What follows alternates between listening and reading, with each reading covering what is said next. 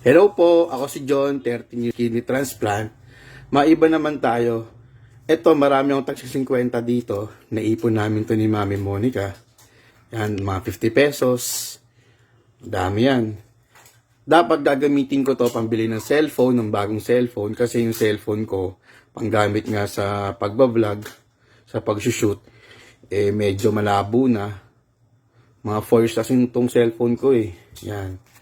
So, instead na ibili ko ng cellphone or kahit anong panggamit sa pagbablog, naisip ko na gamitin muna ito para ibili ko ng mga bote, ng mga ingredients para dun sa small business namin na sweet chili garlic sauce. Actually, may nagawa kaming 24 pieces. Sold out lahat yun.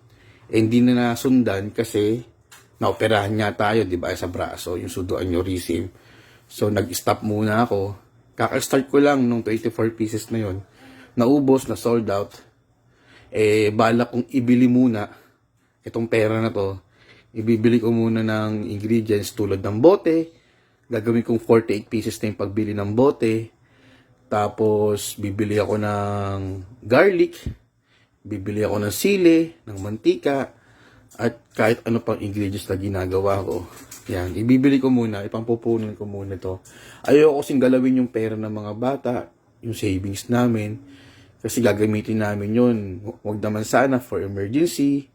Diba? At least may nakaabang kaming pera. Pero itong naipon namin natin 50 pesos, ito yung gagamitin ko. Ayun lang, sana. Anyway, maraming salamat ulit sa sumuporta sa chili garlic sauce namin. Sa lahat ng mga friends ko, mga followers, hindi naman sila followers o friends ko, sa Facebook page na John R. Boys na sumuporta sa small business namin ni Mami Monica ng Team R. Boys. Naubos siya, maraming nagkagusto sa sweet chili garlic sauce namin. Sana suportaan nyo ulit. I-update ko kayo, ipapost ko naman, gagawa ko ng video kung saan ko i-upload. Maybe sa TikTok, maybe sa Facebook page. Ayun. Kaya, ipagliliban ko muna yung pagbili ng mga gadget, ng cellphone. Pagtsatsagaan ko muna to. Kaya patawarin nyo ako kung medyo blurred or malabo yung mga upload ko compare sa iba na papanood nyo.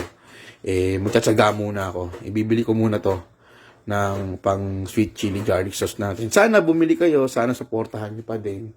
Anyway, aminin ko, malaking tulong sa akin yun, di ba? Para at least makabili tayo ng gamot. Yun lang. Salamat sa suporta nyo. And kita-kita tayo soon. I-update ko kayo. Ako mismo yung gumagawa ng chili garlic sauce sa tulong ng asawa ko. Ako yung namamalengke. Ako yung nagluluto. Ako yung nagpe-prepare. Kaming dalawa ni Mami Monica yung nagpapak. Then, ako yung nagsiship. Lahat ako. Ako lahat ng manpower. Aminin ko, compare sa iba na mass production sila, marami silang ginagawa. Marami silang tao na gumagawa ng chili garlic sauce nila or oil nila. Ako mismo yung gumagawa sa tulong ng misis ko. Kaya, I'll make sure sa inyo na good quality and masarap talaga siya. Hindi magbabago yung recipe niya. Para sa inyo. Maraming salamat ulit. Siyempre, hanggang dito na lang ulit. Hanggang sa muli, paalam. Peace.